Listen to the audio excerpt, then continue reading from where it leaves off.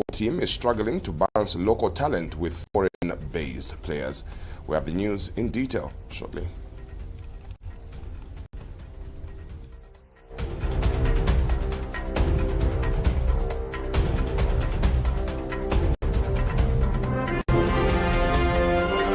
The news, 88.5 Sun FM. Now the news in detail. Government has revealed that out of 136,455 candidates who sat for the 2025 General Certificate of Education GEC examinations, 19,154 failed to pass all their subjects. Announcing the results, Minister of Education Douglas Siakalima disclosed that 12,785 candidates representing 8.57% were absent from the exams.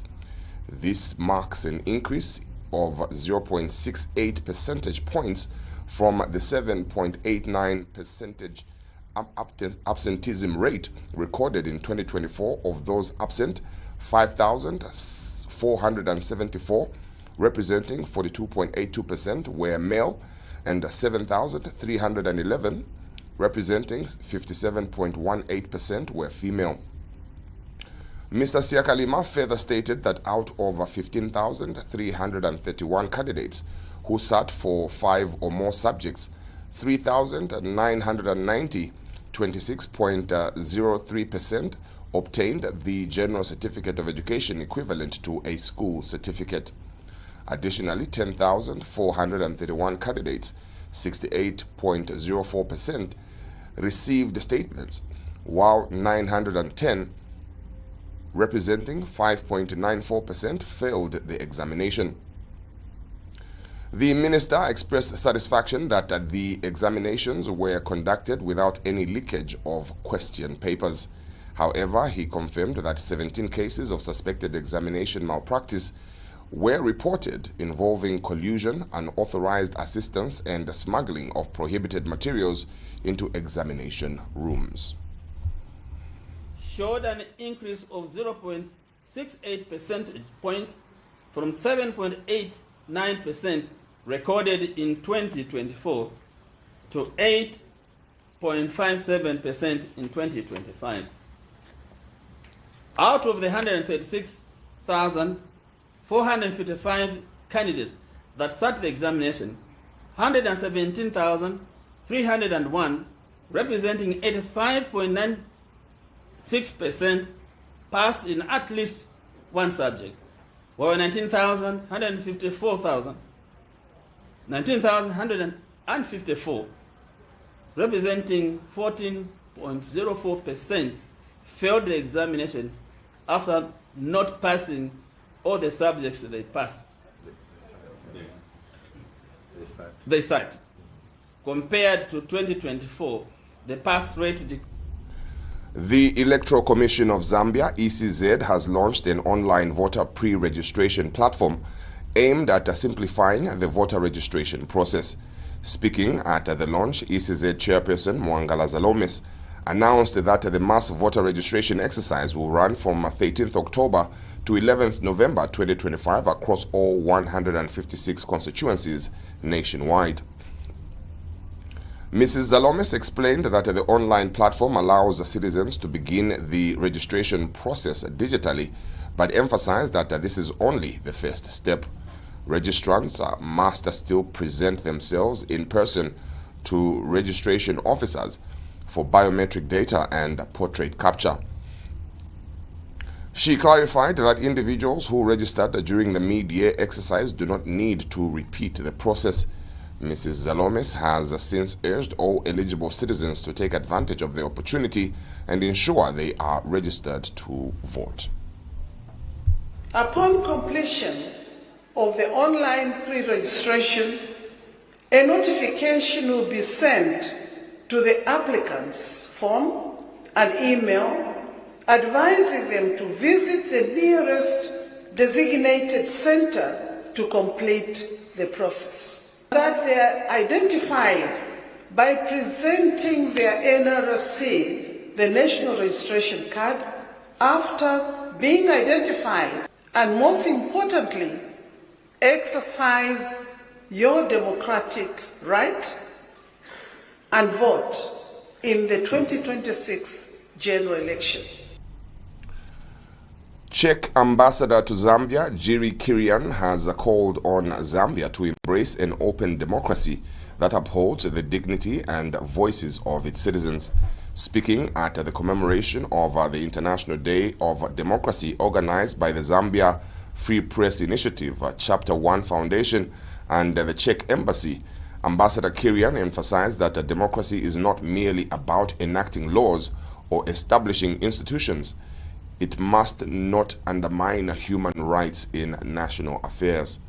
He stressed the importance of civic education, particularly in enhancing youth participation through developmental initiatives, and called for positive dialogue between government, communities, and the media.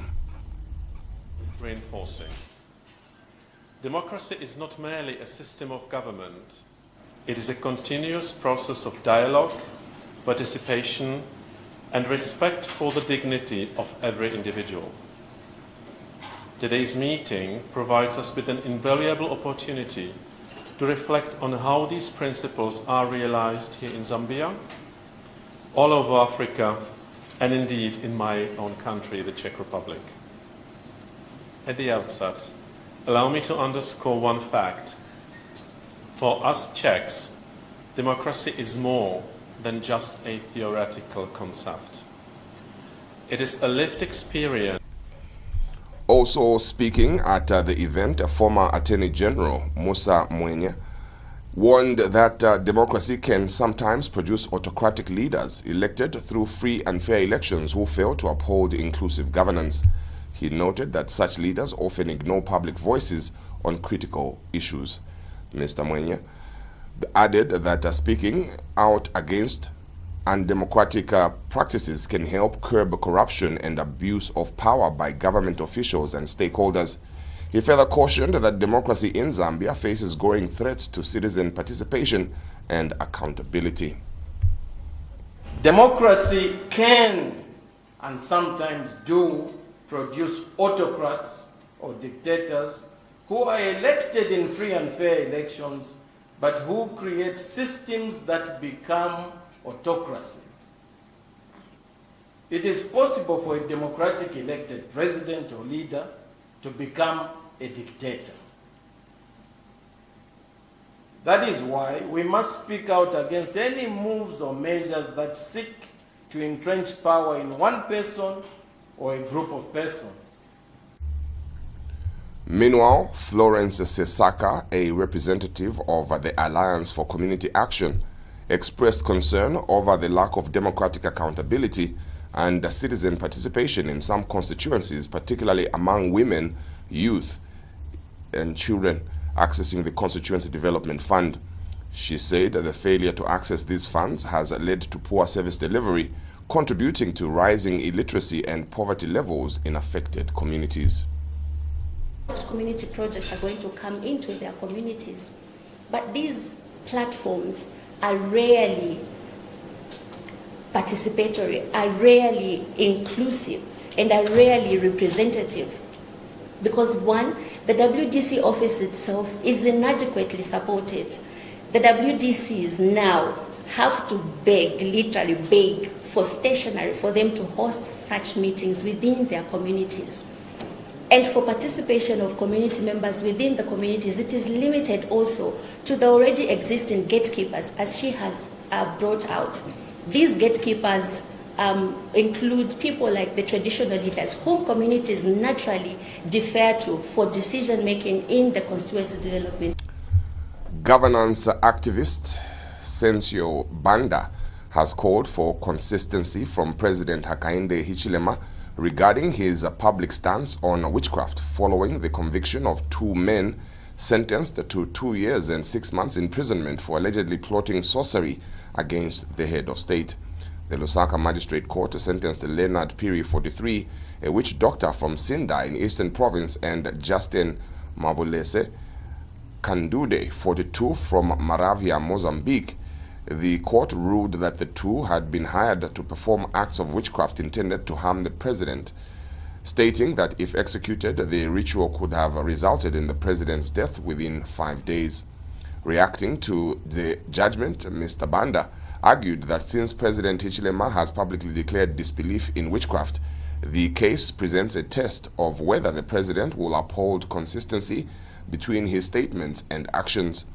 He emphasized that leaders must remain accountable to their public pronouncements, as this is essential for building trust between citizens and those in authority.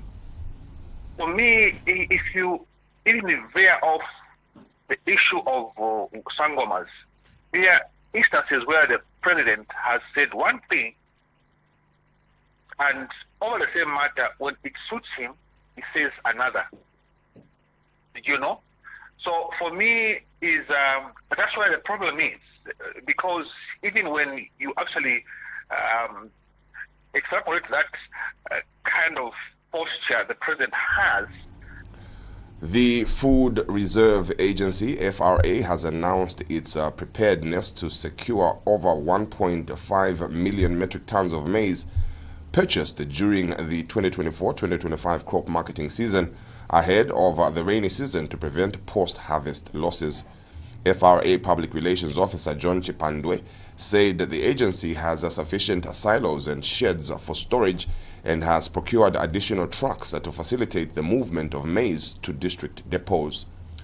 He added that the sheds have been rehabilitated and roofed with tents added for extra protection against rain. Commenting on President Hichilema's address to Parliament, FRA described the speech as inspiring, particularly the focus on the Farmer Input Support Program FISIP and the Sustainable Agriculture Financing Facility SAF. Mr. Chipandwe noted that the 2024 statutory instrument requiring farmers to sell 10 bags of maize to FRA continues to enhance agricultural productivity. He further revealed that FRA is likely to purchase more maize than initially projected, in line with the president's directive. We bought additional trucks to help us move stock from the remote parts of the country into the central district parts, because as you may be aware, our satellite depots are buying points where we meet farmers to transact. Once the stock is bought from small-scale farmers, it is then moved into what we call the main holding depots, where the stock is kept for long-term storage. The Civil Service Commission chairperson, Dr. Cholwe Beyani, has cautioned the civil servants to uphold the highest standards of professionalism, discipline, and non-partisanship in execution of their duties. Dr. Beyani emphasized that government expects a civil service that provides equal opportunities for career advancement without discrimination. He reaffirmed that this long-standing position has not changed.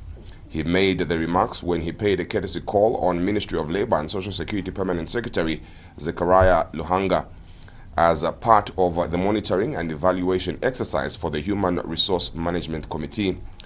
He reiterated that the Commission demands excellence and professionalism from HRMCs in execution of delegated functions to enhance service delivery. He further disclosed that the Commission intends to allocate additional responsibilities to the committees, but this will be guided by their performance across ministries. According to Dr. Beyani, monitoring and evaluation are a critical role to ensuring that delegated functions are being performed in line with the President's vision. Speaking earlier, Mr. Luhanga acknowledged that the Commission's decision to delegate selected human resource functions to ministries has significantly improved efficiency in case management. The Permanent Secretary further noted that to strengthen the capacity of HRMCs, the ministry is working with the National Institute of Public Administration, NIPA, to provide targeted training through various courses. He also appealed that the exercise be extended to the Zambia Institute of Human Resource Management and respective trade unions where committee members are drawn from. The corruption trial of Livingstone Mayor Constance Muleabai has taken a dramatic turn after defense lawyers successfully discredited the testimony of the state's final witness, prompting the Anti-Corruption Commission, ACC, to close its case. Testifying before Magistrate Kasanda, ACC officer Mwemba Siadunka conceded under cross-examination that he could not prove the 180,000 kwacha allegedly withdrawn by state witness Monde Sumbwa ever reached the mayor.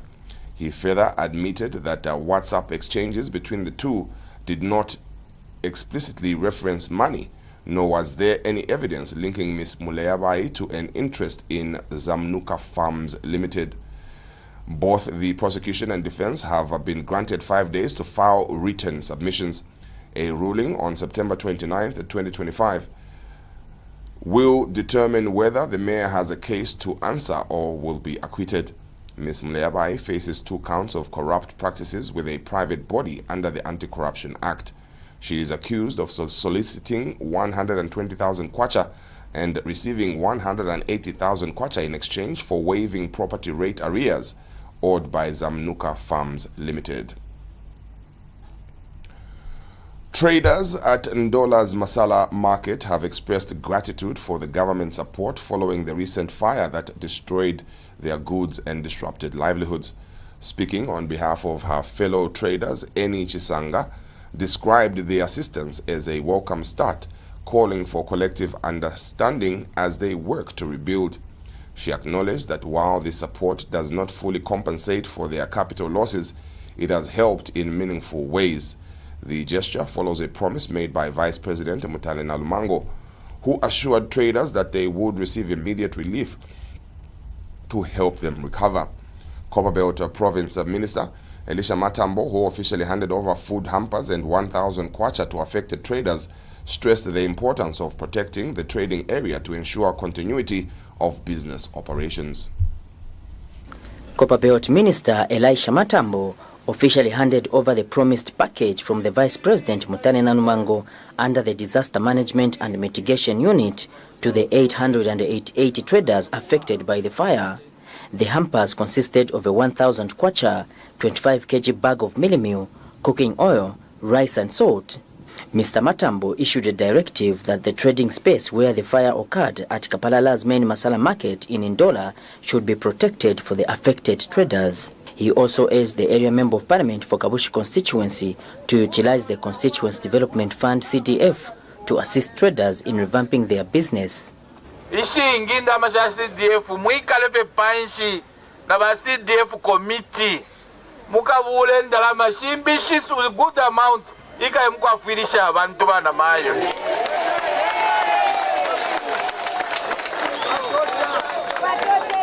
Ngakuri kusa shati kuloko twali ngakuri kukula toilet ngwali kukula ko chimwe chingalolela chipire cha lolela so that chilempi shie mkwafirisha bana mayo.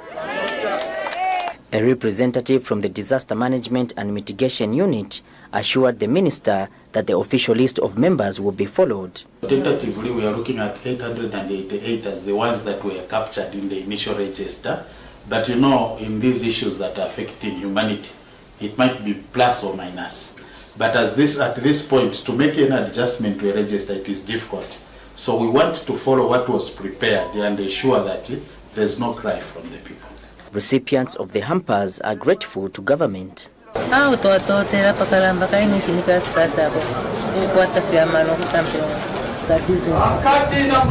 Pandu twalia batitikishwa na matontonkana tatwalefu anovuka twalilwere lero pakutubutukira twatotera ututwaleko kutotera kuli ba vice president kuli ba president bantu tachayangu kokupirwa ba minister twatotera tulipanshi tuletotera tulekunkula mkwai ipapene pashiri pakuleka mulebutukire fifine abantu abalechula mkwai na mutu afwa muneni tuline nsala tulela nsala.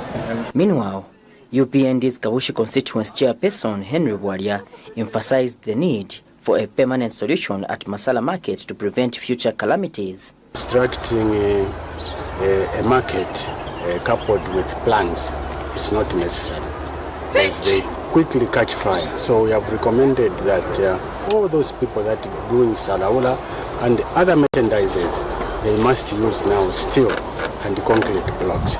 Unscrupulous individuals fond of taking advantage and reaping where they did not sow have been warned against the act. Reporting for Sun FM Radio and TV, I'm Cletus Mutoki in Ndola. We take a break and return with sports. Win namamuli 1 million na ABSA. Play your cards right, Muntu Andy, and you could win big. Simply tap or swipe any of your ABSA cards 5 times in a month, and you could be one of 10 lucky winners to take home a cheap 10-pin in monthly prizes or walk away with a grand prize of 250,000 kwacha. Chaliroku, and you cannot afford to not get lucky. Use your ABSA card to enter the draw. Terms and conditions apply. Your story matters. ABSA. And in sports analyst Musonda Chibulu has dismissed claims that Zambia's national football team is struggling to balance local talent with foreign-based players. Speaking in an interview with Sun FM TV News, Chibulu argued that the challenge lies not in the team's performance, but in the lack of proactive scouting and the integration of Zambian players excelling abroad. He cited Jadeo Katongo, a Manchester City prospect of Zambian descent, as a prime example of untapped diaspora talent. Katongo, who has represented England at a youth level, remains a potential asset for Zambia. Through his international switch, is reportedly in doubt due to hesitations from his management. Chibulu emphasized that recalling such players would raise the level of competition within the squad and enhance overall team performance. He praised the current national team members for their dedication and skill, describing them as among the best Zambia has to offer. However, he urged the national team coach Avram Grant to prioritize merit over reputation in player selection, stressing that performance-based choices are essential for Zambia's success on the international stage. So we have a number of players, for example, in Jadeo Katongo, who is in the books of Manchester City. Just by name Katongo, you know that we started all these players that we have, they are in this local league before they trip outside the country. So from that particular perspective, whoever plays is Zambian. So there's no issue of we don't have any balance of neither here nor there in this particular instance, in the sense that the players that are playing really are the best that we have. And having said that, maybe the coach, maybe the goalkeeping department, particularly the goalkeeping coach, might want to look at things like players that are playing, because we should not just go with names.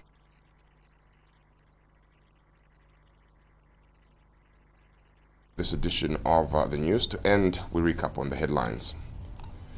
Government has revealed that out of 136,455 candidates who sat for the 2025 General Certificate of Education GCE examination, 19,154 failed to pass all their subjects. The Electoral Commission of Zambia, ECZ, has launched an online voter pre-registration platform aimed at simplifying the voter registration process. Czech Ambassador to Zambia, Jiri Kirian, has called on Zambia to embrace an open democracy that upholds the dignity and voices of its citizens. Sports analyst Musonda Chibulu has dismissed claims that Zambia's national football team is struggling to balance local talent with foreign-based players. That's where we end. My name is Alan Mollett. Do have a great one and stay tuned to Sun FM TV.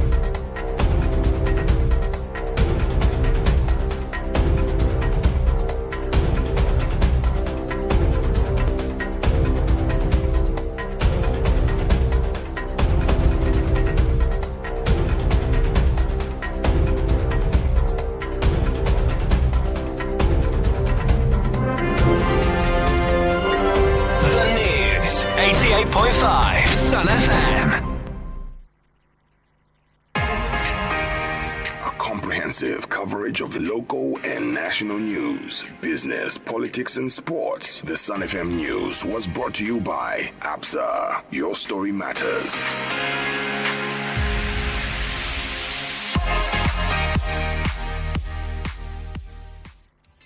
Sometimes life happens, and we all need that extra something to sort things out. Stay ahead, even before payday, with the ABSA Salary Advance.